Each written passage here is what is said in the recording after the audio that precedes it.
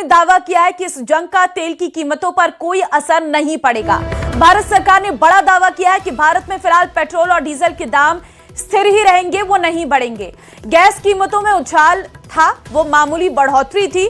सरकार के मुताबिक जो 60 रुपए बढ़े हैं वो मौजूदा हालात की वजह से नहीं बल्कि पिछले साल की रिकवरी की वजह से बढ़े हैं। और देश में डोमेस्टिक उपभोक्ता के लिए गैस की कोई कमी नहीं है। इसके अलावा कमर्शियल सिलेंडर को लेकर हो रही दिक्कतों की खबरों पर सरकारी सूत्रों के मुताबिक अधिकतर कमर्शियल सेटअप्स में इंडक्शन प्लेट्स का इस्तेमाल होने लगा है, लेकिन फिर भी अगर कहीं पर दिक्कत आ रही है तो वो भी देखा जा रहा है।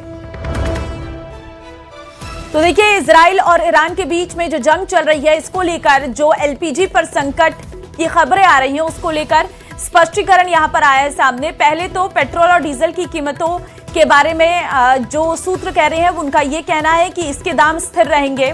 जंग की वजह से गैस के दाम नहीं बढ़े हैं, ऐसा सूत्रों के हवाले से जानकारी निकलकर सामने आई है।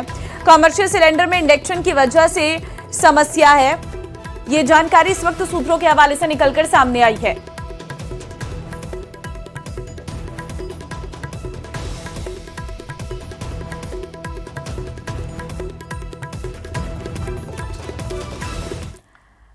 प्रधानमंत्री मोदी ने कैबिनेट मीटिंग में मंत्रियों को साफ निर्देश दिए कि मिडिल ईस्ट क्राइसिस का असर आम आदमी पर बिल्कुल नहीं पड़ना चाहिए। प्रधानमंत्री मोदी ने कहा कि इस वैश्विक उथल-पुथल के समय जनता का भरोसा बनाए रखना सबसे जरूरी है। प्रधानमंत्री ने मंत्रियों से कहा है कि तेल की कीमतें स्थिर हैं, ये बात लोगों तक पहुंचाएं और ये भी बताएं कि देश में तेल का पर्याप्त स्टॉक मौजूद है।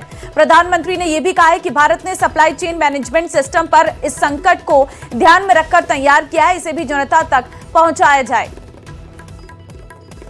तो जानकारी आपको दे रहे हैं तेल के सप्लाई चेन को लेकर पीएम की तरफ से जानकारी आई है। तेल के लिए सप्लाई चेन मैनेजमेंट सिस्टम तैयार। कहां से होगी कटौती? तो रिफाइनरी से कटौती होगी। प्राथमिकता क्षेत्रों को 80% ज्ञात। जनता को बताएं कि तेल देश में तेल जो है पर्याप्त मात्रा में है, पीएम की तरफ से कहा गया है। और देखिए, पहले किसे गैस मिलेगी? तो घरेलू एलपीजी और पीएनजी प्राथमिकता ये रहेंगी। गाड़ी के लिए सीएनजी। कहां से कटौती होगी? बिजली संयंत्र से कटौती की जाएगी, रिफाइनरी से कटौती की जाएगी।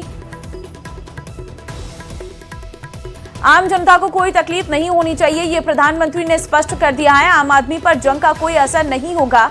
जनता को बताएं कि तेल पर्याप्त मात्रा में है। और देखिए, एलपीजी पर सरकार का पूरा एक्शन प्लान भी तैयार है। पहली प्राथमिकता है एलपीजी गैस, पीएनजी गैस और इनकी 100% सप्लाई। दूसरी प्राथमिकता है 80% सप्लाई चाय उद्योग को, 70% सप्लाई उर्वरक कारखानों को और 70% सप्लाई रिफाइनरी। तीसरी प्राथमिकता है 70% सप्लाई फर्टिलाइजर प्लांट को। कटौती होगी बिजली प्लांट में, कटौती होगी पेट्रोलियम प्लांट में।